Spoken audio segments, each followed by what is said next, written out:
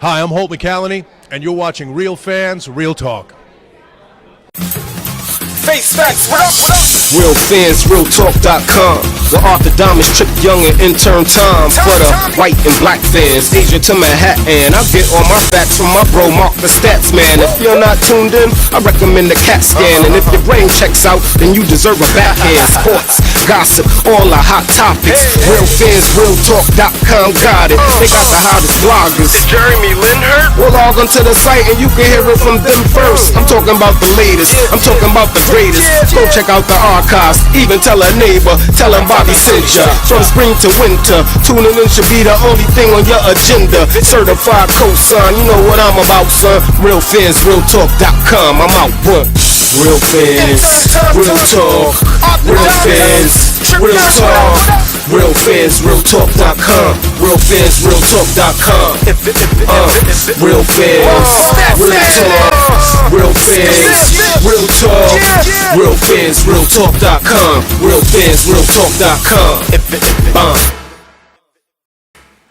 Hello everyone, welcome to a special edition of Real Fans, Real Talk. I'm Mark the Statman Skevich.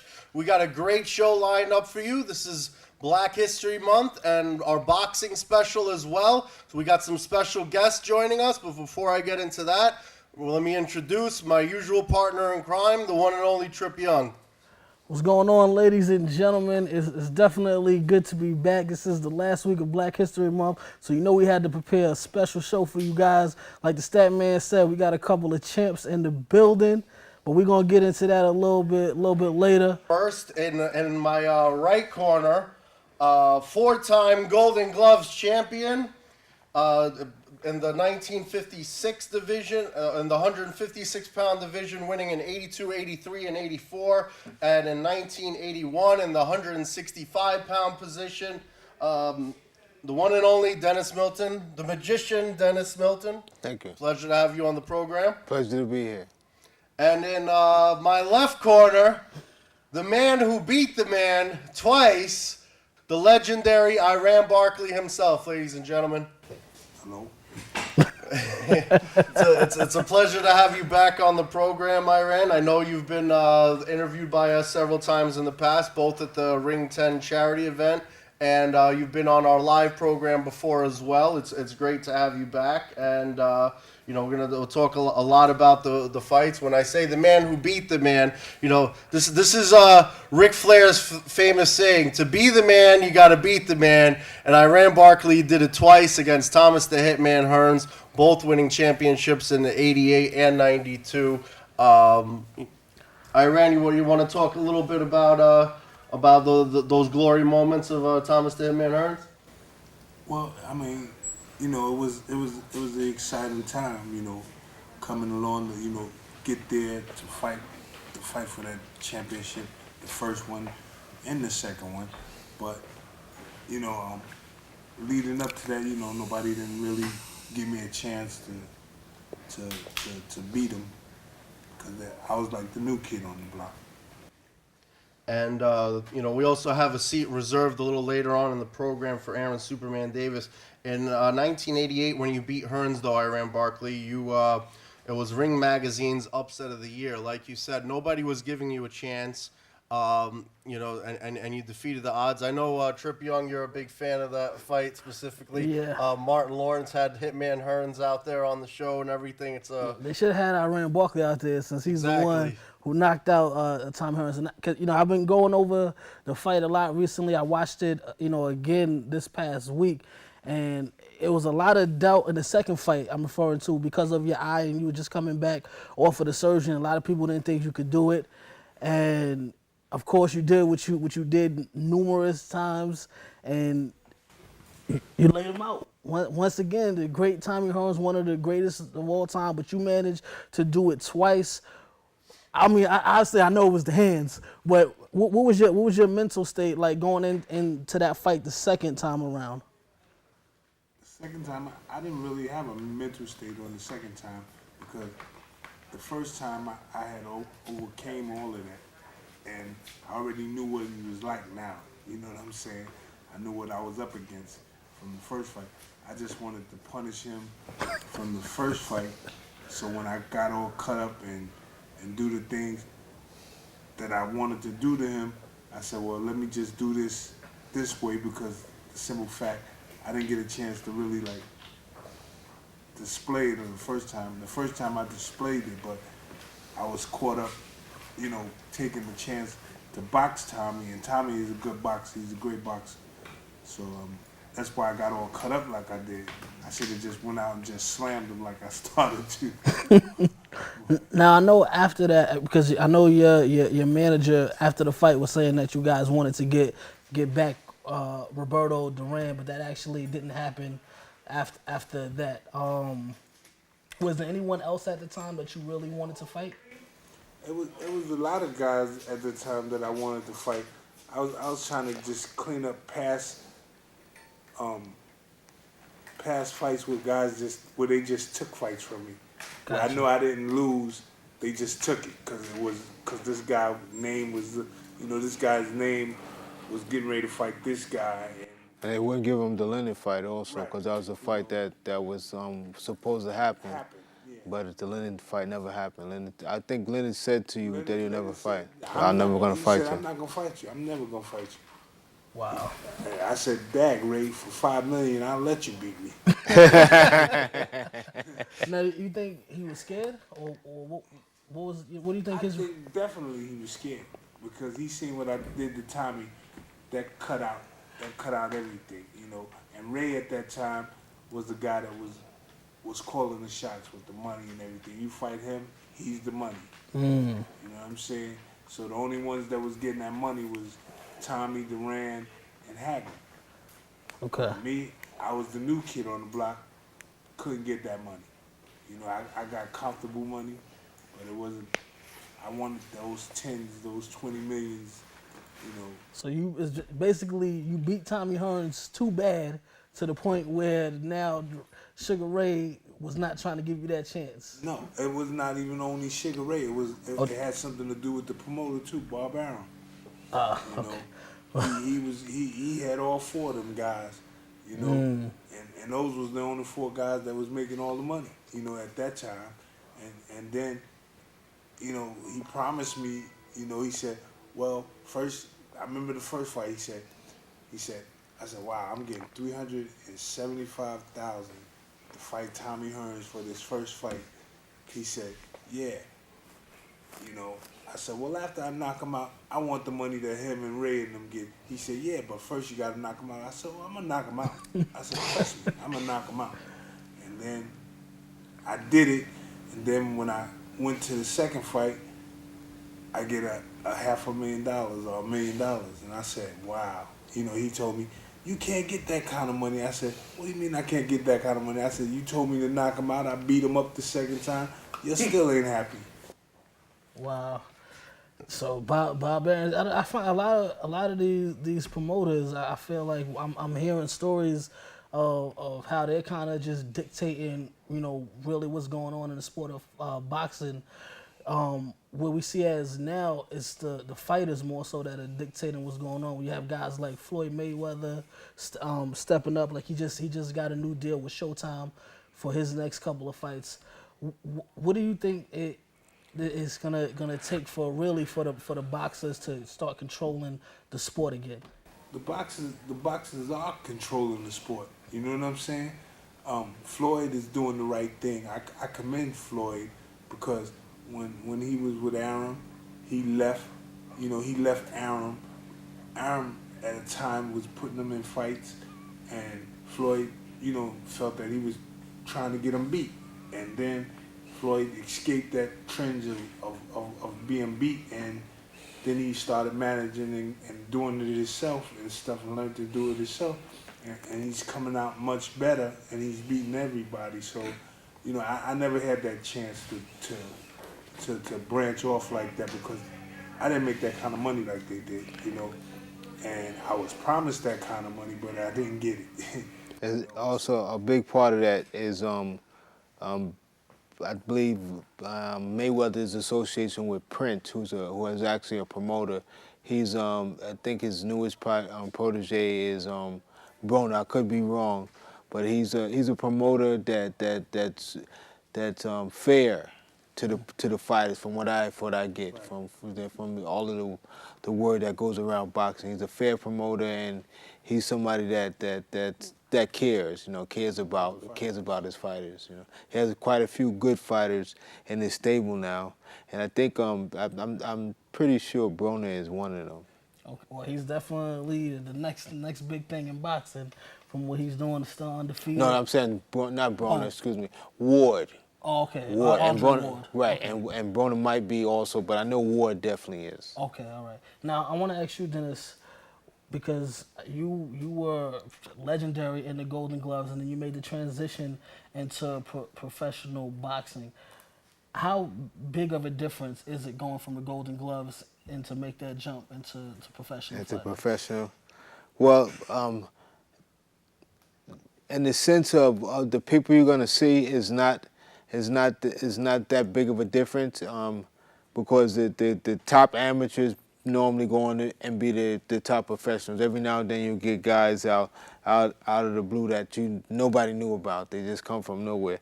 But the actual training, the training, if a kid is a dedicated trainer in the amateurs, it transfers over into professionals. There's different things there's different type of workouts that comes about, and your body's able to do as an amateur opposed to professional, because you're dealing with 3 rounds opposed to 10 or 12 rounds, 8, 10, 12 rounds, 6. It's 4, 6, 8, 10, and 12.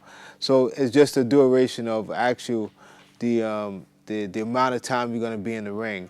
So you have to work out longer, you have to work out harder. And then there's things in the amateurs, is more of a, it's more not the effectiveness of the blow, it's just that you're touching your opponent. In the professional, is that you knock the guy down and you win the fight. It's a little bit different. That one is points and the other one is actual dealing with power. In the professional is more power, and amateur is more technique. Okay. Now we do have one more guest in the building, and before we bring him onto the set, we're gonna play a little video. We're gonna showcase one of his premier fights. It was actually his 30th win in his boxing career. And of course, as Statman said, that's Aaron Superman Davis. So if we can get the guys upstairs to run that video of his fight with Simply a left-handed fight now by Aaron Davis. I don't know that he's thrown a good right hand this round, Alex. You wonder what his depth perception is out of the right eye, Dan.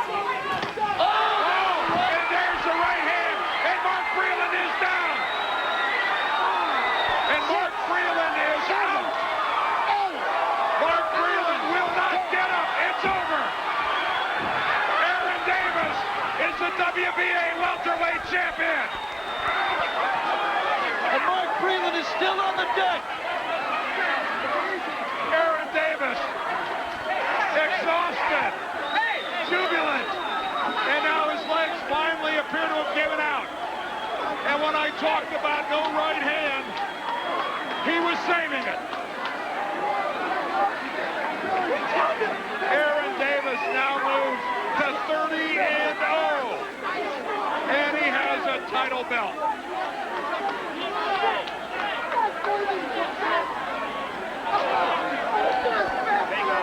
Let's go back. Here it is, Alex. Mark coming in. Aaron just went down, loaded up a right hand, and drilled it home, and that was it. And I guarantee you that was the first right hand that he threw with any conviction the entire round. Oh. And Mark Freeland walks right into it. And of course, as you would expect, look at Billy Giles. Waiting for the count. A feet-first entrance into the ring. Got all the boxers from the Bronx here now with Aaron Davis joining us. Once again, 1990 WBA light champion of the world, defeating Mark Breland in the Battle of the Boroughs. Also an 86 Gold Glove champ himself. Aaron, welcome to the program. Good to have you back. It's a little bit of a boxing love triangle over here a little bit. All of you from the Bronx, all of you kind of have a history fighting each other. You two never fought, but his first Golden Gloves, Dennis Milton actually beat Iran Barkley, and then eventually later lost to Aaron Davis. Any bad blood still laying in the past as far as that is? Nah. You know what? I want to before we go, I want to actually thank one of our crew members, Ebony, for actually bringing all of these guys together today. So I just want to shout her out really for doing that. And her father, Kevin Lambright, is a very good friend of mine. Okay. No wonder we here. Well, it's definitely great to have the three of you. Getting back to you, though, Iran, there's a lot of fans out there that feel that you should be a Hall of Famer because of your history. Do you feel that way, that you're kind of getting gypped in that end? Because when you were here last time, actually, on the show, one of the comments on our YouTube channel, one of the fans says, Iran Barkley in the International Hall of Fame now, in capital letters, exclamation point. So you got a lot of fans and blogs out there that feel that you should be in there. How do you feel about it? I feel good and great that, the fans is knowing that I'm supposed to be in the Hall of Fame and everything. I mean, after beating a guy like Tommy and fighting guys like Roberto Duran and, didn't get to the other two guys, I mean, Hall of Fame, Hall of Shame, whatever. You know what I'm saying? You want to put me in it? Great. All I want to do is just go get my Hall of Fame ring, be happy. Maybe it'll put another notch under my belt, as far as just bringing income in. That'll be great. You know what I'm saying? But to me, I mean, it doesn't really matter. I know that I did it. That's what matters to me. I mean, me and God know that we did it, and I'm still here. I'm thanking God that I'm not punch drunk or out of my mind. And I'm capable to be able to speak with people and talk with people, and that's the blessing for me. And whatever whatever else is coming up for me, lead me in the future is good. All right. Iran talked about a few of the guys that he felt he should have fought in his career. Aaron, is there anyone that you wish you would have had the opportunity to have fought but couldn't get the opportunity? Yeah, back then I wish I could have fought somebody like he was Cesar Green, Chavez, someone like that. Terry Norris. Yeah, Bernard Hopkins. I wish I fought them guys back then. Do you feel like the same way that Iran did, that he deserved the opportunity to fight some of the guys he mentioned earlier? Yeah, but I felt I deserved to fight them type of guys, but I knew everything was his business. Yeah. Like, back then, like he said, the promoter was business for promoter. But now, the reason why there's so much money out there now, because we got media. We got Facebook, we got Twitter, we got all these media things out here now. And we didn't have that back then. So now, the reason why the fighters are making money, because they no longer so much really need the promoters, because TV's the one who just wants to fight. We put the fight together. Before, it was all about promoters putting the fight together. Now, a fighter hit another fighter up on Facebook, like Roy Jones did Kawasaki. They made a ton of money from that fight. Kawasaki no longer needs to really fight after that fight. He hit him up and said, bang, let me give you this much money, bang. You take this money, you take USA pay-per-view, I take European, we do this, we break this down, and they made a lot of money. Back then, the promoters come to you and they say, we give you $4 million, we give you $5 million, and it's probably like $70 million in the pot. But now fighters, they educated, they know what's going on now. Yeah, and that's because of guys like Floyd and Oscar De La Hoya that basically spearheaded it. Well, I wouldn't really say Floyd. I would say Oscar. Really, I'll say Oscar. Floyd Floyd is kind of really like new to this, you could say. I would say this to one person. I would say that who's really changed the face of boxing. I never heard nobody talk bad about him, and I hear he's pretty fair. His name is Al Heyman. Yeah. Almost every fighter is going with this guy. He's a guy who went to Harvard. He was a a music promoter. I mean, he said Yeah. producer. Prince. No, he was a promoter for fights. I mean, not fights for for like Music. R. Kelly, all these guys. Yeah, He right. put shows on, and he got into the boxing business. And he's not taking 33 for third like the rest of these managers want. He takes a nice, reasonable percentage, and he's making sure all his fighters get what they're supposed to get. You know. Do you know who Prince is? Prince, yeah. Yeah, I heard of Prince. I don't know him. I heard Okay. of him. Yeah. Okay. Well, he's the individual that I believe he bought Mayweather's contract out from Bob Arum, and then he allowed him to go out on his own. He had Mayweather buy him out. He's actually Ward's guy. In Yeah, this he thing. works Ward. He signed. He signed Ward, but him and Mayweather, they was working together. But I heard a lot of stories about that. They had a little falling out, and Mayweather went on his own. I don't think Roy didn't buy out of his contract with Bob Arum. His contract ran out. Him and Prince, I don't know. I hear they had problems, whatever. He left. Mayweather left, and he went. I thought they left on good. I heard that they left actually on good terms. No, I heard it was very bad terms. That's what I heard. I heard it was very bad. I heard it was like. We got all types of rumors going on in the boxing world. Some good, some bad. Yeah. But while we on Floyd, it's the age-old question. We have to go and talk about Pacquiao and Floyd. But two things I want to say, because this is actually for you, Aaron, because we spoke a couple of months ago prior to the Pacquiao-Marquez fight, and you said that Pacquiao was going to knock out Marquez in this fight. You were very adamant about that point, and as we saw, he was the one who actually got knocked out by Marquez. So I just want to know, what's your thoughts on that? You got to understand, freak accidents do happen. Yeah. He stepped to the side. He was just about to knock Marquez out. Is that how it He went? was just about to knock him out. He had him right where he wanted him, right? He got a little cocky. He had his hands down. It was a freak accident. Maybe he slipped on something. Who knows? Oh, okay. It was a wet spot on the. And maybe his hand fell down a little bit, and he got hit, and he fell out, and he took a little nap. Okay.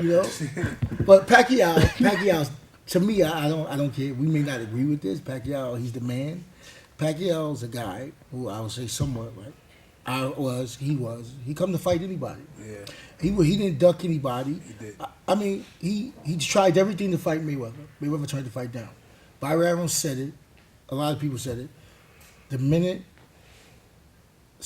Mayweather sees something in Pacquiao, or he looks bad, the first fight he's going to take the fight. Well, now that it's actually looking like it's not going to happen, and Bob Arum actually said the other day that it's not going to happen because with Mayweather signing this deal with Showtime, his next 6 fights are going to be at Showtime, and Arum is with HBO. So now he's saying it's not gonna happen. Well, you know what? He can't really call the shots because Pacquiao is really out. HBO and Showtime had worked before with fighters. I think it was Evander Holyfield and I think Mike Tyson. Yeah. They work together. Bob Arum is on his way out the picture with Pacquiao. He's being out of the picture. Then him and if Mayweather want to sit down, probably and bring him over to Showtime. Yeah, because Pacquiao says he's supposed to retire. He said if he don't fight Marquez again, he's gonna retire. You know what I'm saying? He wants to fight Marquez again. Marquez, I don't think he's going to fight him. Yeah, right. Yeah, who do you guys think wins? This will be the 5th fight now. Who do you guys think wins the 5th fight? Dennis, I'm going to start with you. Marquez and Pacquiao? Yeah. Marquez beats him again. Iran? Marquez beat him again because he knocked him out. He put the fear in him? He ain't fearing him now. You know what I'm saying? Now, me, I think Pacquiao is going to do what he was going to do, but he got hit. But he's not going to slip on the wet spot in the ring this time. I think he's going to get him. Listen, you got to understand, this fight here can be one of the highest paid fights ever if they fight again. People can say, oh, they don't want to see it. I want to see it again. And people will definitely want to see it again. And you know what? People like to see guys fight like that. People like to see guys like him fight. When we was fighting, when we was coming up, they want to see guys. Today, like I said, people do not fight. They throw a couple punches, move out the way. If you sit and you count the seconds and the minutes that a guy fights today, doing the round, they might fight for 30 seconds around. They go, then they moving around, 10 seconds, But Pacquiao and Marquez, They both come to fought, fight. yeah. They coming to fight. Now, styles make fights. Yep. You gotta understand that. Style make fights. Them two guys it'll always be a hell of a fight because the fight can go either way. One of them can both get hit and they can get hurt, get knocked out. Because Marquez, I believe he was just about to go. I've never seen him back up like that. He got cracked in the nose, but he closed his eyes, he threw that freak accident punch. And, he hit and that's why the Mayweather and Pacquiao fight doesn't make sense because him and Marquez are even Steven, and Mayweather's on an entirely different level than Marquez. Well, Marquez said that he believed Mayweather would win in a fight versus Mayweather and Pacquiao as well. I'm explaining one fight to you. Styles make fights. Exactly. Joe Frazier fought Muhammad Ali, right? Tough, hard fights. Ali badly won them fights. George Foreman fought Joe Frazier, destroyed him, demolished him. But everybody bet their house on Foreman when he fight Ali. And look what Ali did. You see, style make fights. See, Mayweather's a sharpshooter. He's fast. He knows how to move out of the way. But he always got problems with somebody with a little speed. Like Zab Judah gave him problems. Yeah. But Zab Judah runs out of steam. Zab Judah, 4 or 5 rounds. He also hit him with a Zab runs couple out. of low blows. Yeah, in that 4 or fight 5 too. rounds, he's out. He's done, you know? I don't know what the purpose of that is, you know, but he runs out of steam. You know, their style make fights. You can't, like that. For instance, Roberto Duran, right, went to war with, just say, Roberto Duran went to war with him. He went to war with Sugar Ray. You understand? Sugar Ray beat Tommy Hearns. You know, but he give him a hard time. No matter how many times Tommy Hearns fight Duran, he would knock him out because he's a sharpshooter.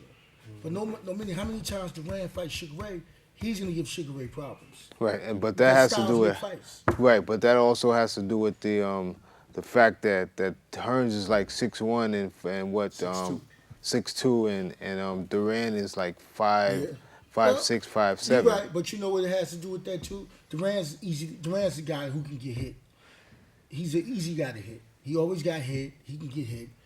And Tommy Hearns is a sharp shooter. Yeah. You see, there's fighters that get hit and it's not really such a problem because they can see some punches coming, you know. But Tommy Hearns is a sharp shooter. When you don't see them punches, those are the ones that get you. I got hit. I sparred with him one time, but he don't know. I never even told him this. And it was a freak accident. He wasn't trying to hurt me. I was a welterweight. He was a middleweight. And he hit me with some like hook uppercut on the chin like that. He didn't know he hurt me. Speaking of which, it was a freak accident. I was getting off on him. You know, now that I'm gonna tell you the truth, I was getting off on him. I was just too fast. I was hitting him, and you know he was supposed to take it easy. Hit you. He was supposed to take it easy. That's right. You get it right here first man. on Real Fans Real Talk. You get all of the uncut secrets in the world of boxing, all the way back to the training camp days. So I'm still a little upset about that. So I want to challenge him to a fight. Well, Iran has been wanting to get back in the ring. To 175. And we do it now. We do it. No, we're about to catch weight. We can't do it at catch weight. I'm giving him 75. All right, let me go to Arizona and train. I squeeze down to like 47 or something. You know what I'm saying? That's good. Listen, we want this to actually happen. I don't want it to be like Pacquiao Mayweather, all right? So if y'all gonna set a date, we're gonna do it right here on the Real Fans Real Talk stage. We'll put the ring right here. And this guy here, I fought him. People will tell me, oh, this guy can't punch. He can't punch. He can't punch. So my mind is, yo, go out there, attack him, just do what you gotta do. Get him out of there. He hit me upside my head. I was like, yo, I sit on the stool. I'm like, yo. They like, I said, you told me this guy can't punch. They said he can't. I said, if he didn't hit me upside my head, it's only me, him, and that referee in there. And I think the referee must have hit me in the back of my head. Because he could punch. People always say he couldn't punch. I'm like, get the hell out of here. All right. Well, listen, because we want to get into those 3 fights actually.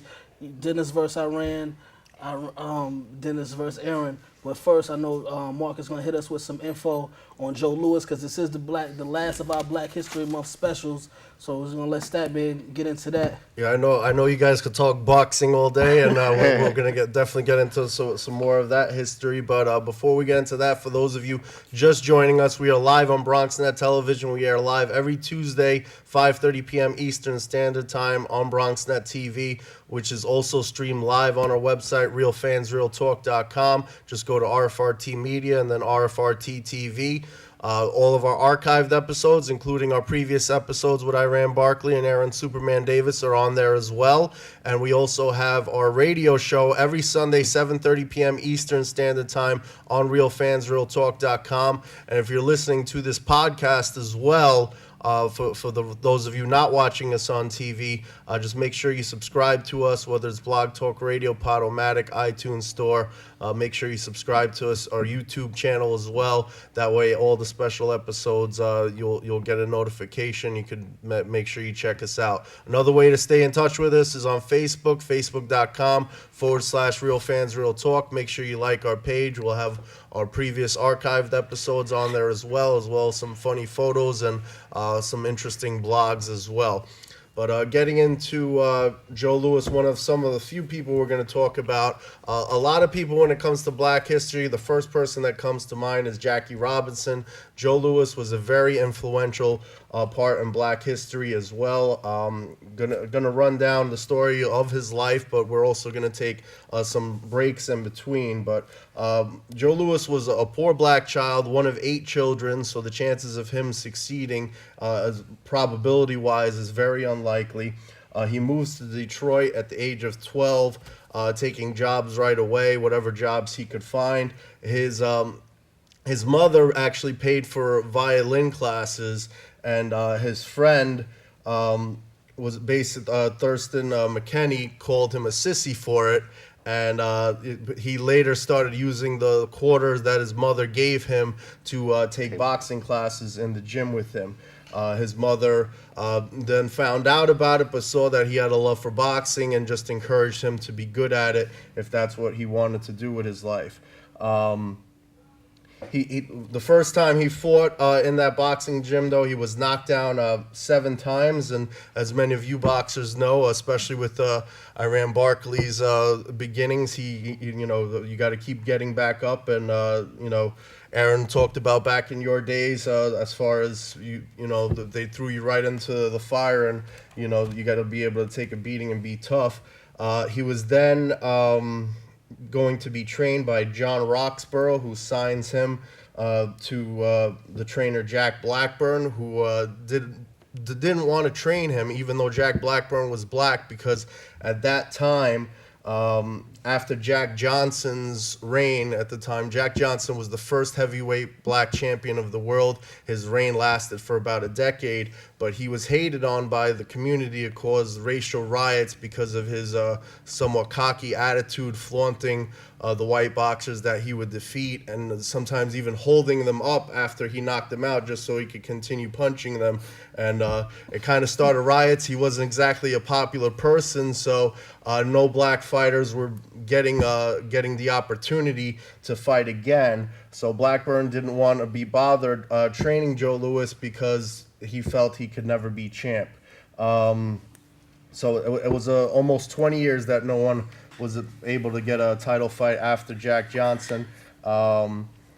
So they basically set rules for Joe Louis to be humble, not be in any photos with white women. Jack Johnson married a white woman and was in a lot of photos with white women. Once again, flaunting and starting the racial fires that were set. And then he, excuse me one second. He then won all his fights until going to Then he went to New York and got a ambitious trainer in New York City, Mike Jacobs, who wanted to end MSG's reign over title fights. So even though Joe Louis had that success before, he wasn't getting the opportunity at MSG. They said they didn't need him. Mike Jacobs was the guy to try and get that done. So I'm just gonna take a quick little break here. I know we're talking a lot about Joe Louis. I'm gonna get into all the details in a little while. I want to get back to some of the boxers that we have on here now. How familiar are you guys with Joe Louis's life story? Before I continue, we'll start with you, Aaron. I've seen the documentary before, but I'm not too familiar with it. Iran. I seen tapes and stuff on him my father-in-law used to educate me about him. And what about you, Dennis? I know of Joe Louis. I know about the because Ray Robinson was like the person that I really studied. So in the process, Ray and Joe were very good friends. So I did read. I believe I read Joe's book as well as Robinson's.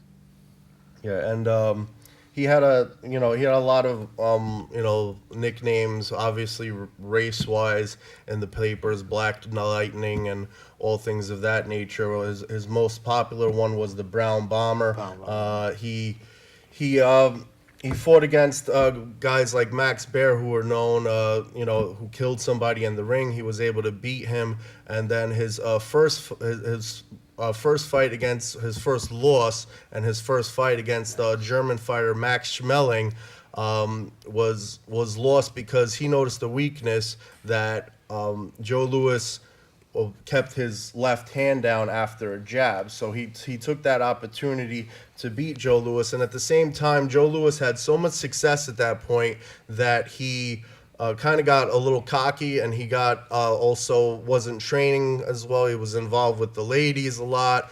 He started taking up golf at that time, so he was seen golfing as opposed to training for Max Schmeling. He figured he could just beat anybody. And I know, Aaron, when we trained, that's one of the first things you taught, as far as make sure your hands go immediately back up, as far as the basics in training boxers. Before we continue, because what you were just saying about he saw his weakness with the jab, Floyd Mayweather is one of the best defensive fighters, if not the best defensive fighters in the game right now. But for you guys, if there was a weakness in an opposing fighter, how long did it take for you to point it out and then use it against them in the fight? Iran? Me, it would only take me a round or two. If once I felt your punch and once I felt that you couldn't hurt me, you was gone. I ain't care about you. I didn't care. Even if you did punch, if you hit me, the harder you hit me, the madder I got. Aaron? You see, all I did is throw punches at a guy who put his arms down. You see, back in the days, Ali was the one who started that arms down. You see what Joe Frazier did? Joe Frazier just went out there throwing punches at him, throw double right hands. There's no way when we were fighting you can put your arm down like that. There's no way. Nah. See, back then we had trainers. We had good trainers. Today there are no trainers. Most trainers today never even sparred before.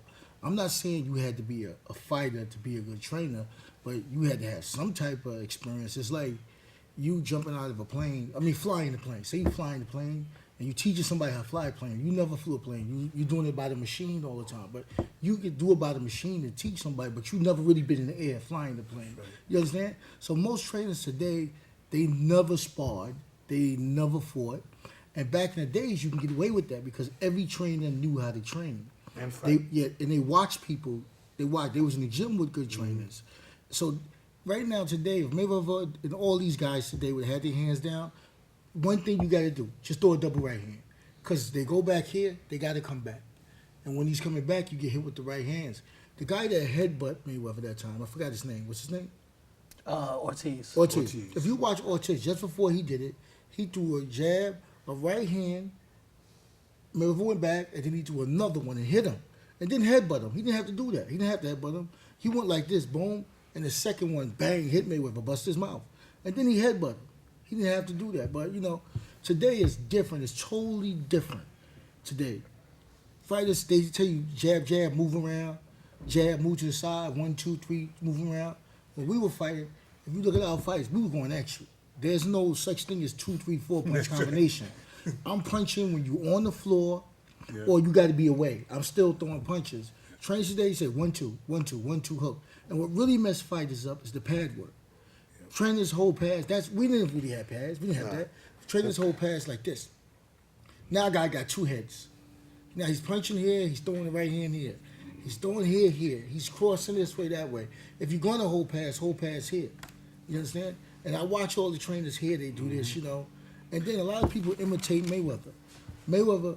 Roy Jones was the one who kind of messed the game up, who had all these fighters doing that. People started doing that, but they still had good trainers around to tell kids how to beat a guy and throw double right hands, throw a hook after that to make them keep their hands up. Yep. You don't have to do that. He was a puncher. I could punch a little bit.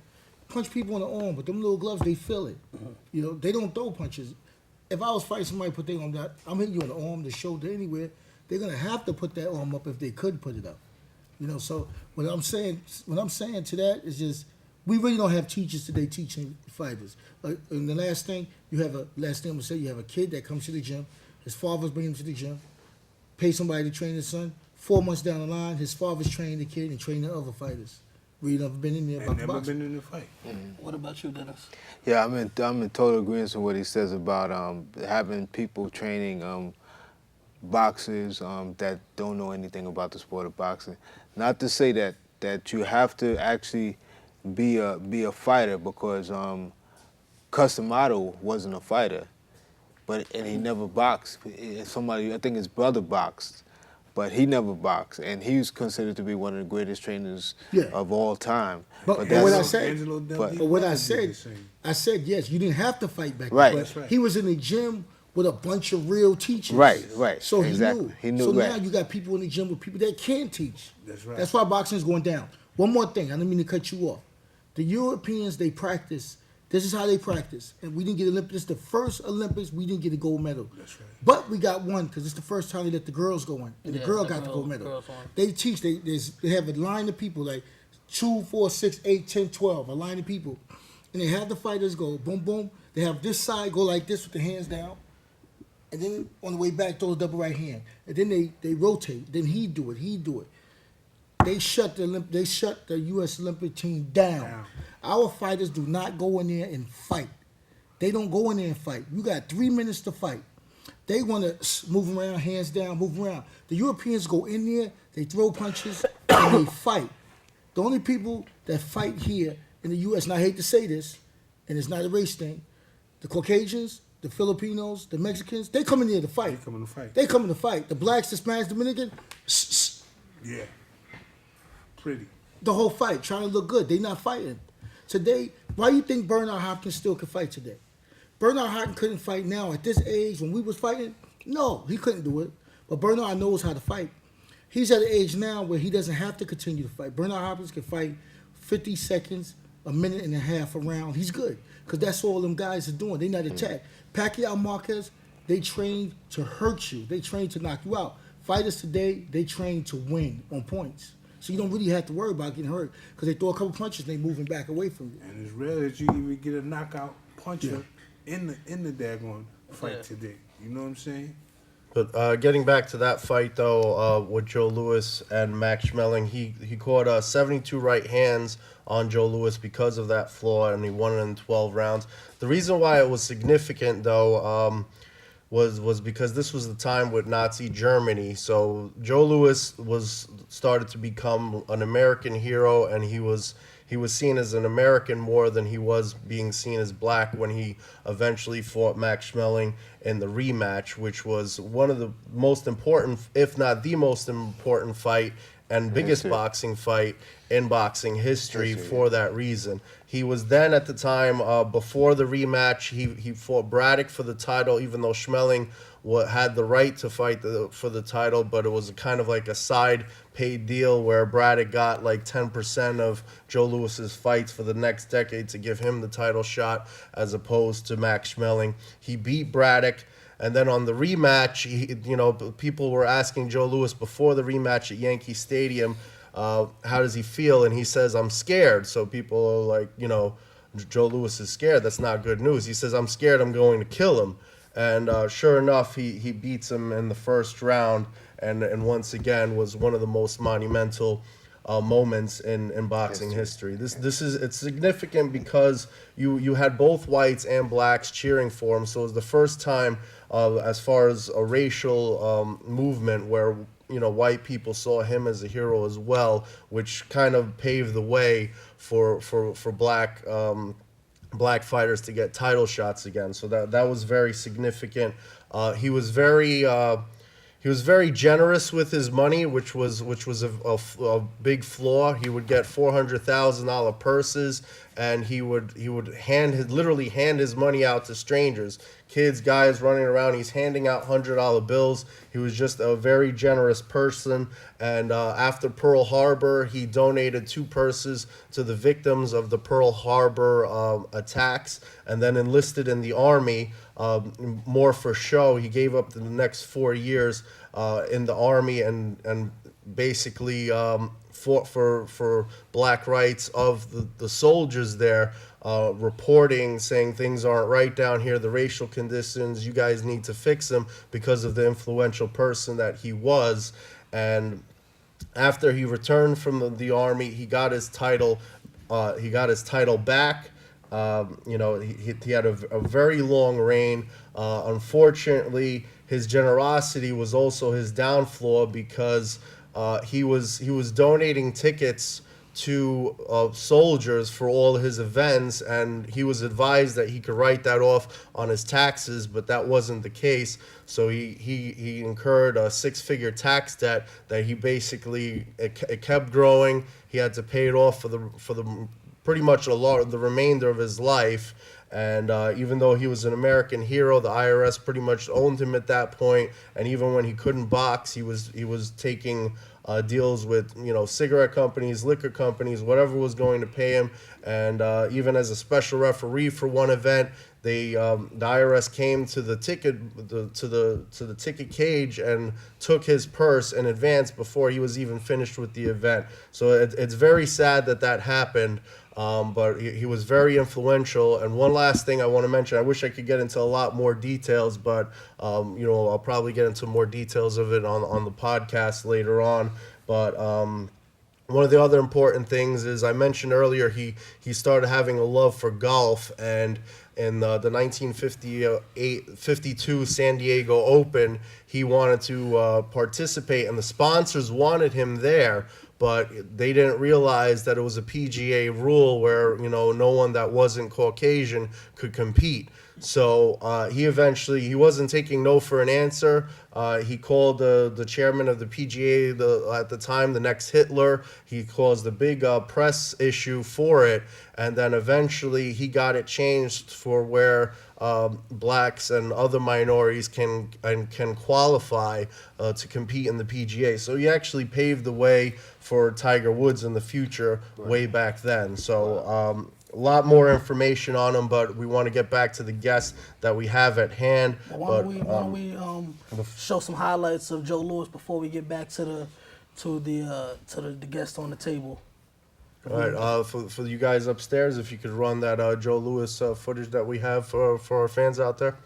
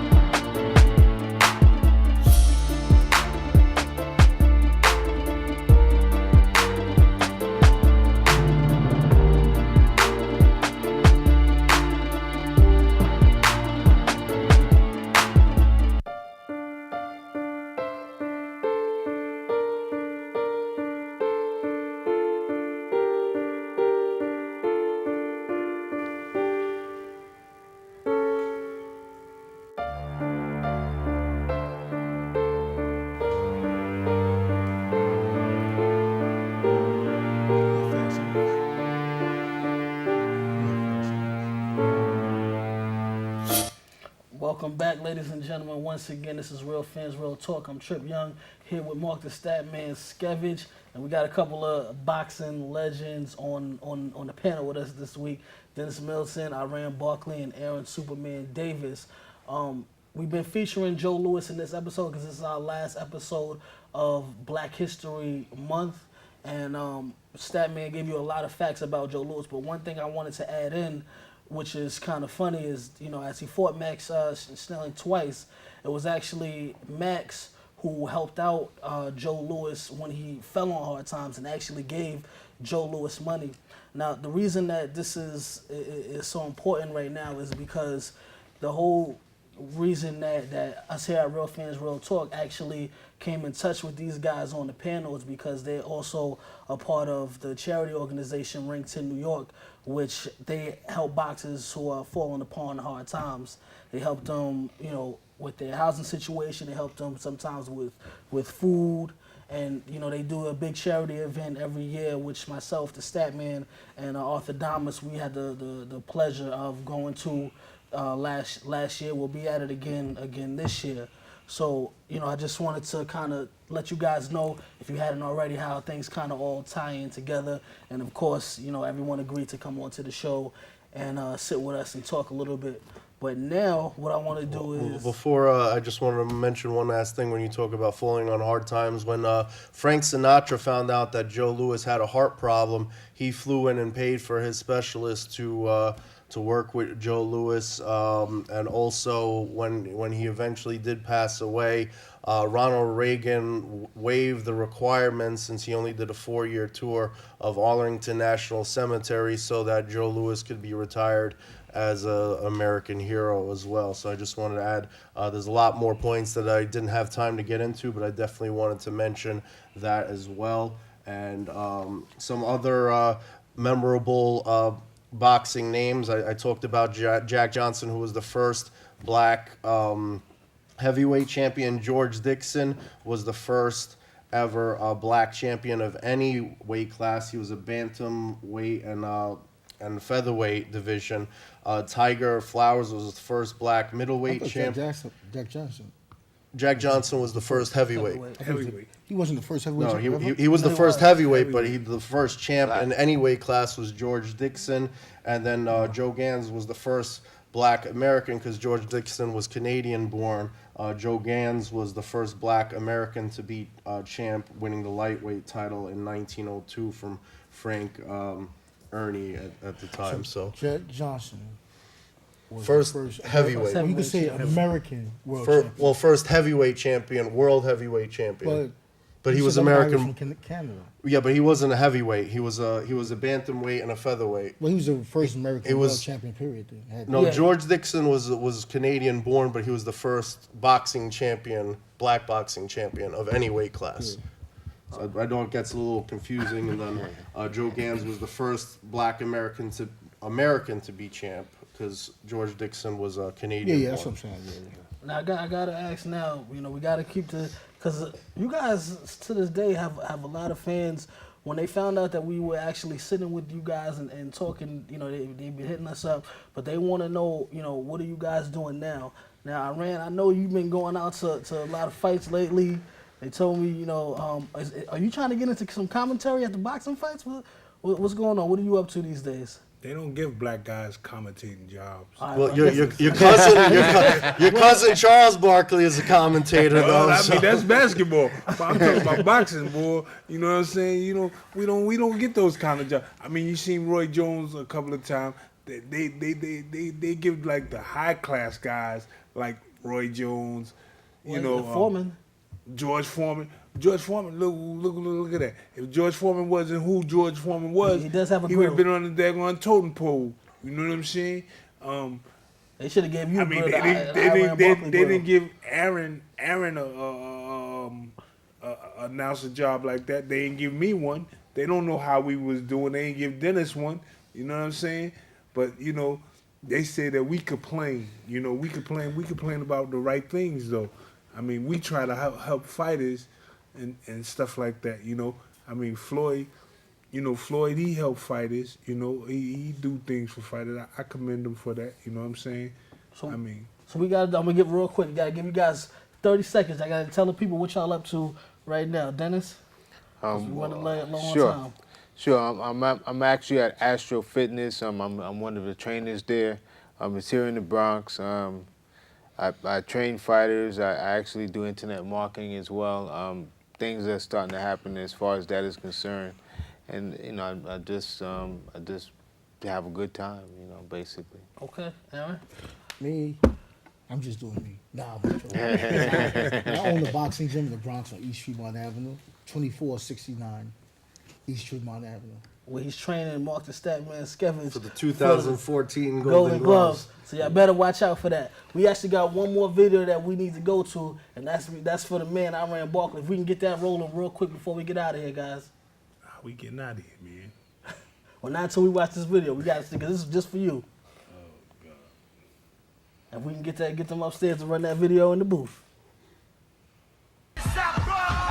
You was in danger zone. If you got caught out there, you was gone. Every time you count me out, I knocked him out.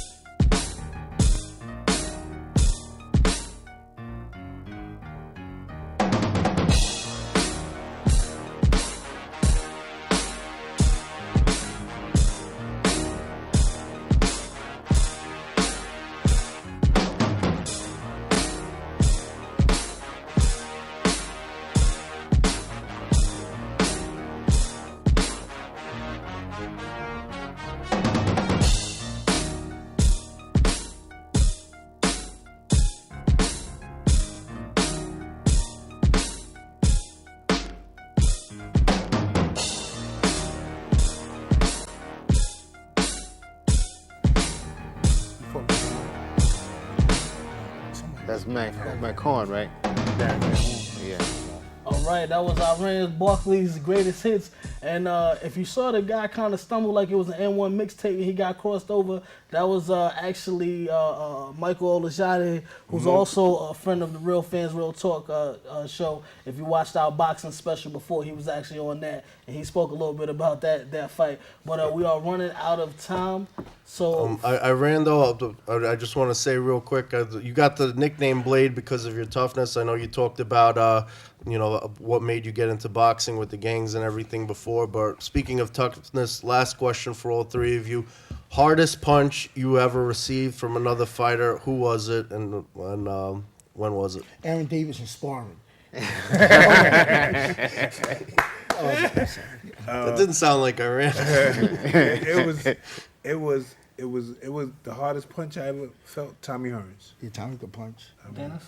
Joe McCullen. Sharpshooter. Aaron? Who? Oh, I fought this guy overseas in Paris. He hit me so hard. I don't even know his name. I forgot his name. That's how hard he hit you? You don't remember? All right, ladies and gentlemen, make sure you check us out, realfansrealtalk.com. For Mark the Statman Skevich and Trip Young, I'd like to thank the special guests, Iran Barkley, Aaron Davis, and Dennis Milton for joining us. Thank you for joining us, and we'll see you next time on Real Fans Real Talk. I'm like Big George, man. Now we tuning in. Face facts, what up, what up? RealFansRealTalk.com, where Arthur Damas, Trip Young, and intern Tom. For the white and black fans, Asia to Manhattan, I get all my facts from my bro Mark the Statsman. If you're not tuned in, I recommend the CAT scan. And if your brain checks out, then you deserve a backhand. Sports, gossip, all the hot topics. RealFansRealTalk.com got it. They got the hottest bloggers. Is Jeremy Lin hurt? Well, log on to the site and you can hear it from them first. I'm talking about the latest, I'm talking about the greatest. Go check out the archives, even tell a neighbor, tell them Bobby sent ya. From spring to winter, tuning in should be the only thing on your agenda. Certified cosign, you know what I'm about, son. RealFansRealTalk.com, I'm out one. Real fans, real talk, real fans, real talk, RealFansRealTalk.com.